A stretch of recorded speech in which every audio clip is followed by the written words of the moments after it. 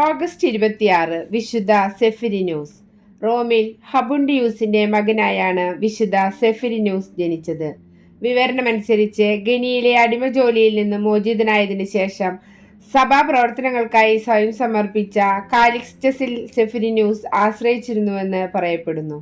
ക്രമേണ അദ്ദേഹം കാലിക്സ്റ്റസിനെ ആർച്ച് ബ്രേക്കണാക്കുകയും സഭയുടെ അധികാരത്തിലുള്ള അപ്പിയൻ മാർഗത്തിൽ സെമിത്തേരിയുടെ ചുമതല ഏൽപ്പിക്കുകയും ചെയ്തു.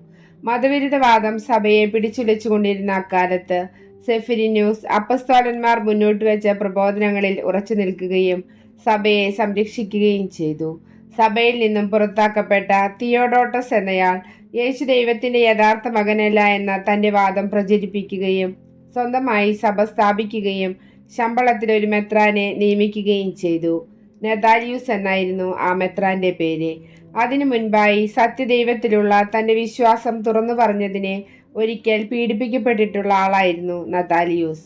ഐതിഹ്യമനുസരിച്ച് തനിക്ക് വേണ്ടി സഹനമനുഭവിച്ച ആരും സഭയിൽ നിന്നും പുറത്താക്കപ്പെടുന്നത് യേശു ആഗ്രഹിക്കാത്തതിനാൽ നതാലിയൂസിനുണ്ടായ ഒരു ദർശനത്തിൽ മാലാഖമാർ പ്രത്യക്ഷപ്പെടുകയും തിയോഡോട്ടസിനൊപ്പം ചേർന്നതിൽ അദ്ദേഹത്തെ ഗുണദോഷിക്കുകയും ചെയ്തു.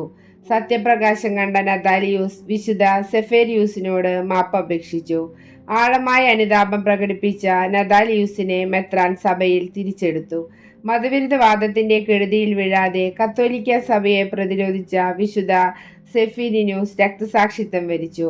അദ്ദേഹത്തിന്റെ ഭൗതിക ശരീരം അപ്പിയൻ മാർഗത്തിലുള്ള സെമിത്തേരിയിൽ അടക്കം ചെയ്തതായും പറയപ്പെടുന്നു. ഈ കാലഘട്ടത്തിൽ ഓരോ വിശ്വാസികളും നേരിട്ടുകൊണ്ടിരിക്കുന്ന സഭയിലെ പ്രശ്നങ്ങളെ അഭിമുഖീകരിക്കാനുള്ള കഴിവ് എല്ലാവർക്കും നൽകണമെന്ന് അങ്ങയോട് ഞങ്ങൾ യാചിക്കുന്നു.